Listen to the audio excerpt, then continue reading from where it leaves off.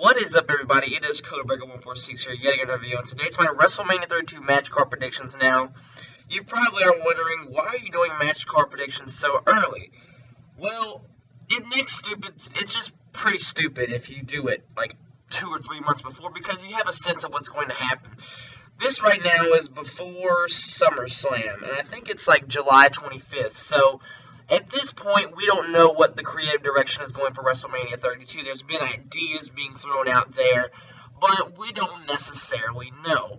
So I'm going to be giving my WrestleMania 32 match card predictions. It has some dream elements, but I'm going off the basis of thinking as a WWE creative writer. Like what their thought process is and what Vince McMahon would like to do and what he probably would do and what could possibly happen that would make sense and that would be really good. In the end of the video, I will show you what matches I would really like to see. And there's some matches that are on here that I'd like to see as well. And I'm going to pitch, like, what would happen before, what the build-up would kind of, be like, how this would get to that level, etc., etc. So let's go ahead and get into it. And hopefully you guys like this video. Comment below your match card that you would like to see or anything like that, or any matches that you would really be interested in. Well, ladies and gentlemen, the pre-show, the Tag Team Championships always get buried every year to the pre-show, it seems. At 28, they got buried to the pre-show. At 30, they got buried to the pre-show, and so it also happened at 31. So this year, it's not going to be any different whatsoever. So we got the Lucha Dragons on the far left, Kalisto and Sin Cara, the Primetime players, Erick, Rowan, and Luke Harper, because by that time, Erick Rowan will be healed, the Ascension, and the Usos. Now, the Usos had the tag titles, and I'm assuming the Primetime players would beat the New Day at SummerSlam. They might not. I think the New Day would possibly get their tag team championships back, but eventually it will lead up to where the Usos turn heel because Jay is going to be coming back from a shoulder injury, and the best thing they could possibly do is turn the Usos heel, and then when they turn back to face, it's a pretty big turn, you know what I mean? So the Usos would turn heel, saying that the Primetime players and the Lucha Dragons were your heroes of the tag team division. You cheered for them, you booed us, stuff like that. Kind of be like how The Rock turned heel, being Rocky Maivia to the, before he came The Rock. And you got Harper and Rowan, who's being built up. You got the Ascension, who's just kind of thrown there. This is going to be a tag team turmoil match. It would eventually end up where the Lucha Dragons would pick up the dub here and finally become the WWE Tag Team Championships. I want them to have a huge quest and chase to where they become champions like the Usos did before they beat the New Age Outlaws on Raw. So that would be really awesome. And now here we go. Best Friend Square Off. This is the main show. Kevin Owens versus Sami Zayn. Now, if y'all know, back in May, Kevin Owens attacked John Cena. And before that, Sami Zayn had a match in Montreal with John Cena in the United States Championship Open Challenge. So, with that being said, Sami Zayn was supposed to be called up to the main roster, while Kevin Owens was supposed to stay in NXT just a little bit longer as an NXT champion. Sami Zayn unfortunately got injured, had a bad shoulder injury, and he'll be out to around December. And Kevin Owens filled that void and faced John Cena and would go on to like a 3-month feud that was pretty much, just a waste of complete time. And now, with that being said, Sami Zayn said in multiple interviews that when he comes back, he wants to go after nobody else other than Kevin Owens. So you have Kevin Owens. This is how you build up the match. You have Kevin Owens, right? Have him in the Royal Rumble. Have him go on this huge tear. Maybe have him come out like 10 or 11 or whatever around the 30-man Royal Rumble. And the Royal Rumble in 2016 will be in Orlando, which is close to the NXT home, and that's where most of the NXT wrestlers live because the performance centers there at Full Sail University, etc. Sami Zayn would make a surprise appearance.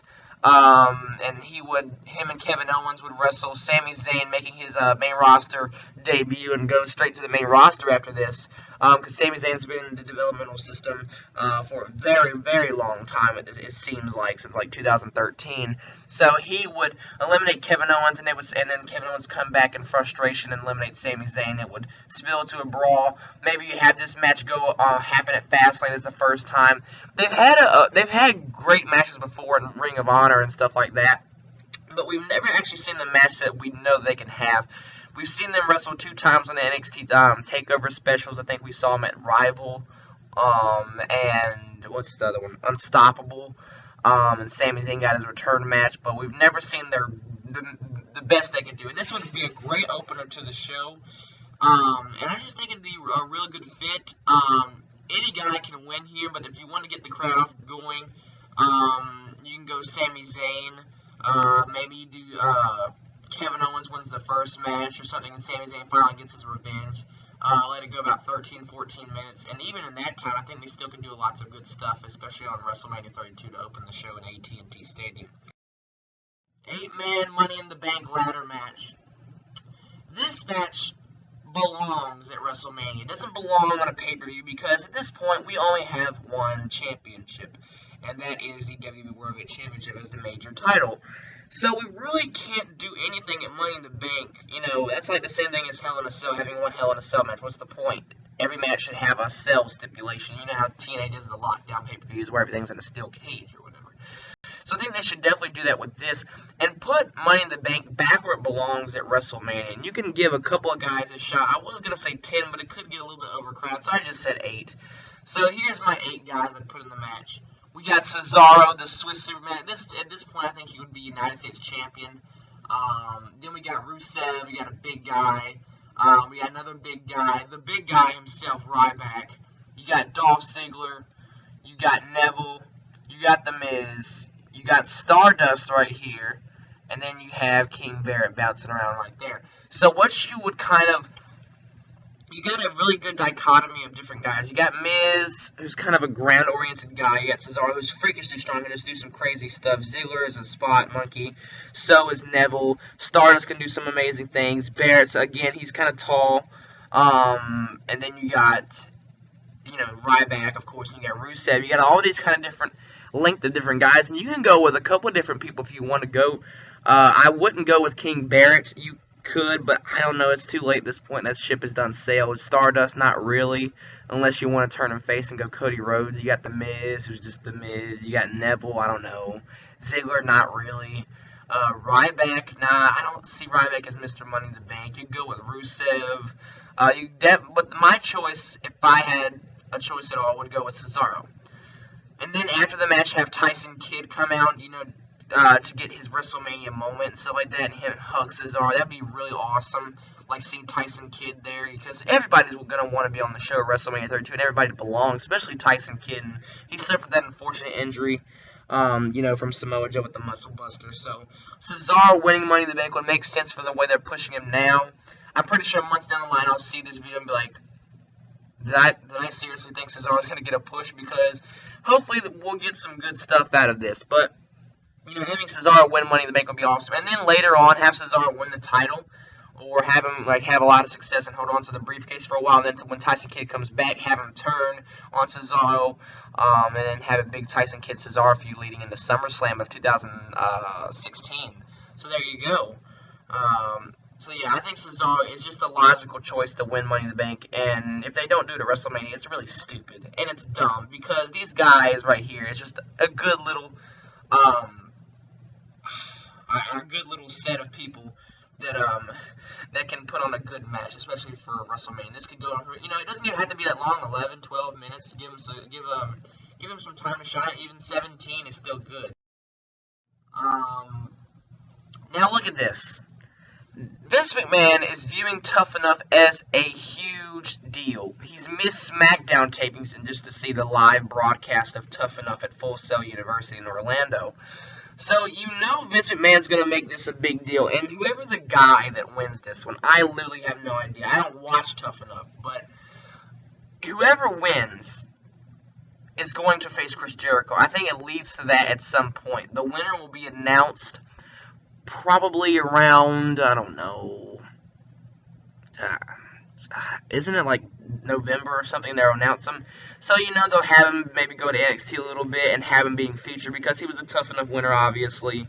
I don't know if they're going to keep him in NXT a little bit and make him develop a character, but I'm not sure. It depends on who wins, obviously. And Jericho's going to want to be on WrestleMania 32, and if anything, he's the host of this show, and have the Tough Enough guy who wins be a heel, and have him face off with Jericho in the weeks going in. Obviously, the Tough Enough guy would win, and it's WWE's responsibility to do something with the person whoever wins Tough Enough, and, you know, we'll see. I don't think this match could happen. It could definitely happen, but will it happen? We're going to see if WWE is willing to do that. Guys, this right here took me forever to put all of these people on here, so I want you to give me a like, because this took forever to get these guys on here. And the amount of blood, the amount of sweat, and the amount of tears to get all of these guys on here was just stressful. But right here is the 3rd annual Andre the Giant Memorial Battle Royal. I didn't feel like putting a memorial. I was a little lazy. Half NXT, half WWE. I feel like this year is going to be NXT's year where we have a huge invasion. I don't know why. It's not going to be like the Nexus thing where they stay on Raw. Just a little, like maybe a Survivor Series thing where, you know, Triple H's guys are coming in and just destroying WWE or something. I'm not sure. But if you have half NXT, half WWE, this is going to be the biggest show ever. You know, you can't just have 15 guys in Andre the Giant Memorial Battle Royal. You got to have a couple of diversity of guys. So just look at, we got from left to right, we'll go at the top. We got Big E from WWE, Big Show, Bo Dallas, Curtis Axel. And it's funny, if you go on WWE.com after the whole Hulk Hogan controversy or whatever, being racist to a point, brother, they actually are going to drop the Mega Powers thing, which is pretty, I don't know, I don't understand it. So Curtis Axel is going to be there, not doing the Hulk Hogan thing anymore. So we got Curtis Axel, we got Heath Slater, we got Goldust Fandango, Jack Swagger, Kofi Kingston, Kane, Mark Henry, R-Truth, Xavier Woods, Zack Ryder, and Adam Rose. And we got Damian Sandow as Macho Mandow, but who knows what they're going to do with those guys. For some reason, I was going to put them in the Tag Team Turmoil, then I realized they're not going to have the Mega Powers, so there's that. Then at the bottom, he can count for both half NXT and half WWE. We got Alex Riley, Aiden English, Baron Corbin, Blake. We got Bull Dempsey, Enzo Amore, Colin Cassidy, both there. Then we got Hideo Itami, and by the way, I put Colin Cassidy, who's a tall guy, obviously, and then you got Enzo Amore. Hideo Itami, Jason Jordan, Murphy. We got Samoa Joe, Solomon Crow, who's a hacker who hacks absolutely nothing in NXT. Then we got Simon Gotch, Ty Dillinger, and then Tyler Breeze. Tyler Breeze could get called up very soon. It's a very likely possibility. But if you're going to go with anybody to win this, from the WWE side, there's really nobody to win, to be honest with you, unless you're planning on doing something with Bo Dallas. You know what I mean? I don't know. Maybe Big E, Kofi. I wish they'd do something with Kofi. I love Kofi Kingston. He's awesome. But who knows? Then right here, we've got, at the NXT side of the things, I didn't put Finn Balor in here because I don't know what they're going to try to do with Finn Balor. They're going to try to make him a main event talent, mid-card. They're just going to have him still be on NXT at this point of, April 3rd, 2016, where WrestleMania 32 takes place. Who knows? But if you're going to go with anybody to win this match, Samoa Joe is the guy. Samoa Joe has to win this Battle Royal. It makes logical sense. Have him toss out a couple people. Maybe have him, eliminate Big Show or something. Have him eliminate Mark Henry at the end because this is Mark Henry's last year. It's said to be Big Show's last year as well. So, at their last WrestleMania, have him, be in the Final Four. I'm cool with that, I guess. But have Samoa Joe win. It just makes sense. Samoa Joe can be a big star, but we'll see how, his age permits it or anything like that. So, but this match could be really awesome, and I would love to see it. Vince McMahon's Wet Dream match. You read it right. Do I want to see this match? No. Hell no. But, in that case being said, we have Sheamus and Daniel Bryan. So, I think Vince McMahon, every time he lays his head on his pillow at night, if he even has a pillow, he might just lay down somewhere because the man never goes to sleep, according to, dirt sheets and stuff. He stays awake all the time. Sheamus, he just thinks about Sheamus and Daniel Bryan never having the match they should have had at WrestleMania. 27, they weren't even on the show when they were supposed to be. 28, it was 18 seconds. And then it was supposed to happen at WrestleMania 30, but Punk quit, and Punk ruined everything for Vince McMahon. And then Batista's reaction, the fans ruined it for him, so they had to put Bryan in the main event of WrestleMania 30. And now he's like, well, here's the thing. We've got the briefcase off Sheamus. Bryan's coming back around WrestleMania. So you know what we're going to do? We'll have him face the guy who took him out at SmackDown, who was stiff as hell with him at the SmackDown taping or something. And then Bryan got like a concussion or whatever. So good. We're going to have this match. Bryan wins. Yada freaking da. Oh my god. No one wants to see this match. We've seen it enough already, but that's what Vince wants to do, and that's what Vince is going to do. And honestly, what is Sheamus going to do, and what is Daniel Bryan going to do at WrestleMania 32?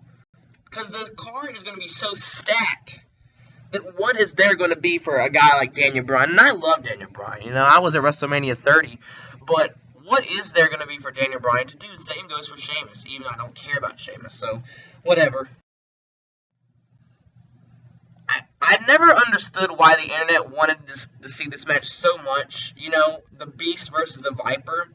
But honestly, I could see this happening. Have Orton turn heel and have Brock go on a babyface run. Maybe if you ain't got nothing for Orton going on, have him interfere between Undertaker and Brock Lesnar at SummerSlam. I'm not sure, because I sure as hell do not want to see Brock Lesnar versus Undertaker 3 in the PG era. They've had matches back in 2002, 2003. I understand this. But I really don't want to see that. I think Brock has more talents with other people that I'll express later on in this video. And Brock as a babyface works. And Orton as a heel can sometimes work if you put him in the right situation. Or maybe have Orton toss out Brock, or have Brock toss out Orton and have them both go out at the same time in the Rumble. Because I think Brock will be in the Rumble this year. You know, we'll see. But I think Orton and Brock happens, and maybe have Orton punt kick Brock to write him off TV. Because, you know, Brock only has a couple limited dates. I don't know. Orton's got to have a marquee match, obviously. You know, I don't know with the way they're booking him now. I don't know if they really feel that way. But Brock would face Orton. Brock would obviously win. And Brock would go on his reign. But, I mean, it definitely could be a good match. Everybody, if I go in the comment section below, like on some videos, people always talk about, like, Randy Orton RKOing Brock out of nowhere, like from an F5, like him, like Brock spinning Orton around, Orton catching him on the RKO. Like, that'd be a really cool visual, but I'm not sure if this is the match either of these guys needs to have. Maybe put Orton in Money in the Bank if they have it. But, nonetheless, I think they'll go with this, maybe. This match, I don't want to see this match. It has no business taking place. The only match that has business taking place is Undertaker versus Sting. And like I said, keep in mind, I said in the beginning of the video, this has some dream elements, but I'm going off of what a creative writer would think about. So we got the Vigilante and the New Space of Fear, and we've seen dirt sheets rumor that Sting's going to come back, and it's going to be the Wyatt family, Luke Harper, Bray Wyatt, and a new member, possibly Bo Dallas, I'm praying for. Sting, Ambrose, and Reigns. And in all likeliness, the Wyatt family have no chance against the three baby faces. And then after that, what happens? Wyatt loses again and loses all of his momentum. Then we have Sting and Wyatt at WrestleMania 32. And I've heard Sting and John Cena, and I've heard people say that's a dream match. WWE thinks that that's a dream match that the whole internet wants. No one wants Cena and Sting. Maybe some people out there want to see it, but I personally, and quite frankly, don't want to see the match. So with that being said, we have Sting and Wyatt. Throughout the, maybe Bray, in my opinion, the only way to make Bray Wyatt fresh, have him go away a little bit and have him, you know, what Undertaker did. You know, revamp his character, make it a little bit more edgier, make him a little bit more dark and sinister. And I think what killed Wyatt was not only his feud with Cena, but the way he was going and condoning his promos. Like, when he started doing he's got the whole world, I think that really killed him. He turned from dark to, like, a country music singer. Like, I understand what the point of the song is, but, like, it just does not help Bray Wyatt. So now we have Sting and Undertaker. And really, Sting's going to win this match. I don't care what anybody says. Sting is... They won't ever I don't understand why they ever do this. They won't ever do Sting and Undertaker because Vince McMahon does not see that match as very marketable. He doesn't see that match as big time. He doesn't see dollar signs like he does other matches that I'll get to later in this video. He just sees it as two old guys wrestling in a ring that the internet likes to see. And honestly, I don't know if you noticed, WWE, but the network, you have to have internet to get the network, okay? You can get it from the PlayStation and the Xbox, but what does the PlayStation store, or, you know, I don't have Xbox, so I don't know what kind of store they have, but what does that run off? Wi-Fi, internet, you know, so what I mean? So they act like the internet is like the littlest portion of the audience, but it's really not. That's the people that buy the network. And I'm pretty sure the WWE would probably make you pay. It'd be a free WrestleMania, like on the network. Ladies and gentlemen, the month of April was free, even though, can you imagine that? Like, just having your show be free? But nonetheless, because they want to make it the most watched show, they want to make it, you know, the show with most people in there. And even though I really don't think they're going to get 105,000 people in there. They might get 98, 96,000 people in there, but there's no way. They'll go like 10,000 short. You know, I just don't see them selling the place out. But we'll see. Sting and Wyatt. There you go. Sting would win. Wyatt would lose all his momentum. The character's dead. I mean, I'm sorry. The dream match that should have happened years ago. John Cena and The Undertaker. So Cena will beat Seth Rollins at SummerSlam. Sheamus will cash in directly after that. So then we have Sheamus and Cena feuding in Night of Champions. Then you have Reigns get involved. It'll be Cena, Sheamus, and Reigns at Hell in a Cell. Then it'll go to Sheamus and Reigns at Survivor Series, and I'll get in that later. So Cena's kind of just stuck out there in the middle without the United States Championship at this point. And also, Cena's not the WWE Champion. So pretty much, what does Cena have to do? Undertaker's got nothing to do. Let's put him in a match together. Everybody wants to see this match. This will fill up some seats, and it won't.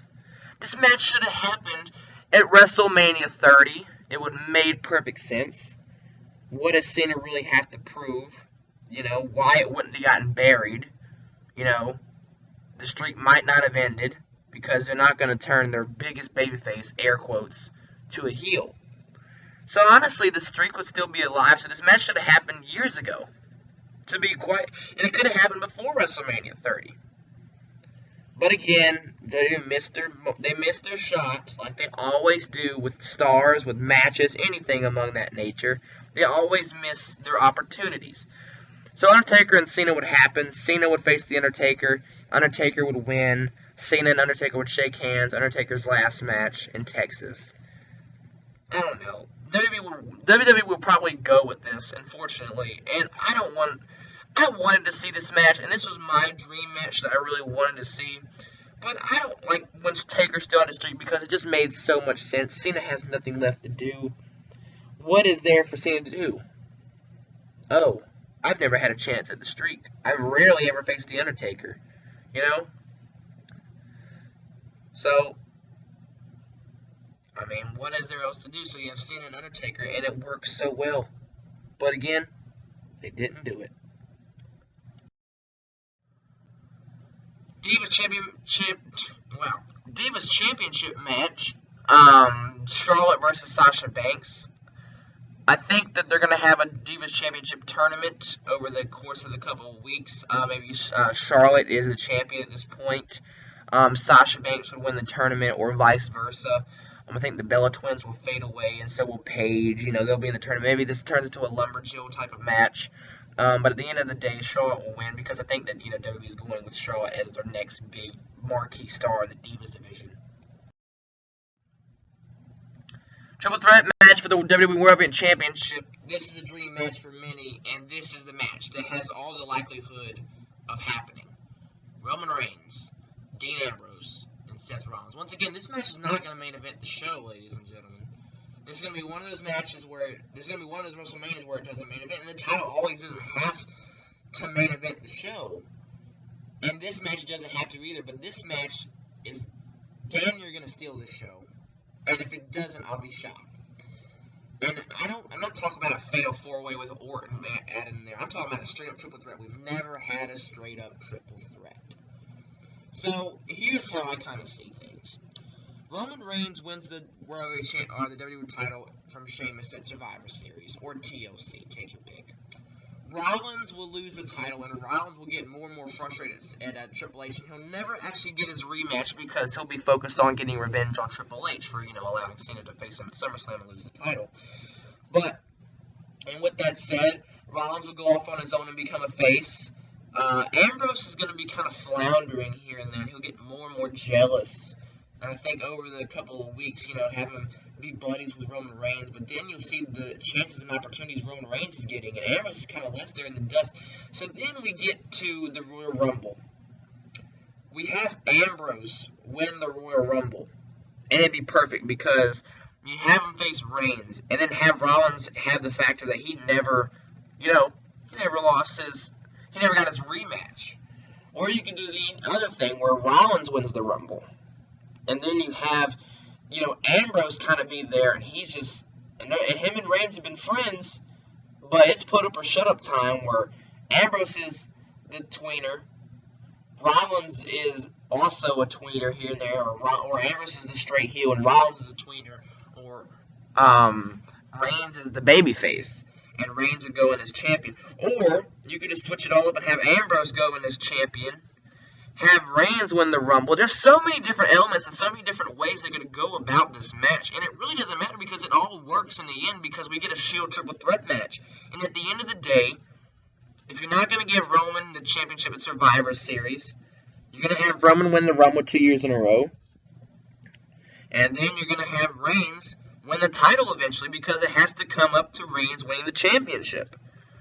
That's what the whole payoff was. He didn't win it at 31. Everybody was happy. But now it's time to give this guy the belt. And then you'll see if this guy is really the biggest flop, or you're going to see if this guy is a big success. And I think they've booked Reigns well enough to the point where they can see that now. And they've got Ambrose there. And you can see him shine as a heel. Then you got Rollins there. You're going to see what he can do. And it just makes so much sense. And it'll be a great match that everybody wants to see. Now, you know damn well that WWE is going to do everything in their power to make WrestleMania 32 have the biggest main event possible. So they are going to stack the deck as much as possible. So they'll have Triple H with Stephanie McMahon. They'll have The Rock with Ronda Rousey. So you can have Rousey and Stephanie because the UFC, president, Dana White, does not want Ronda Rousey wrestling for WWE, and it's understandable. They tried to do Brock and Taker at WrestleMania 27, and they could not get Brock until they signed him to contract, and that's when they finally could get Brock to work in WWE. So, honestly, unless Ronda Rousey leaves UFC, which I'm pretty sure she's not going to do, it's not going to happen, so Ronda Rousey might not be at WrestleMania 32, and it could not happen. WWE would have to pay UFC a sizable fee in order to get Ronda Rousey on the show, or they would have to give Dana White to get some good convincing from Vince McMahon and company to try to get Ronda Rousey out on the main event. Then we have Stephanie McMahon. She's in there. They had some physical interaction. Then you had Triple H there, who was embarrassed by The Rock. We finally get the match after like 15 years of when it should have happened at WrestleMania 2000, WrestleMania 16. So there you go. We have a feud. It's been built up. In the weeks coming, I think the build won't be that great. I think you can have Vince McMahon in The Rock's corner, kind of Triple H running the company into the ground almost, because, the authority will still be on top at this time. Vince McMahon wants the right officiating. It's WrestleMania 32. It's Texas.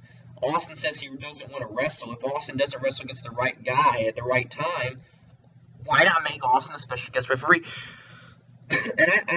And honestly, this match should not main event, but it will main event. I'm sorry, ladies and gentlemen. Vince McMahon will make a run, and maybe Shane comes in. They're going to make this as overbooked as possible. They're going to try to make this match the biggest in history.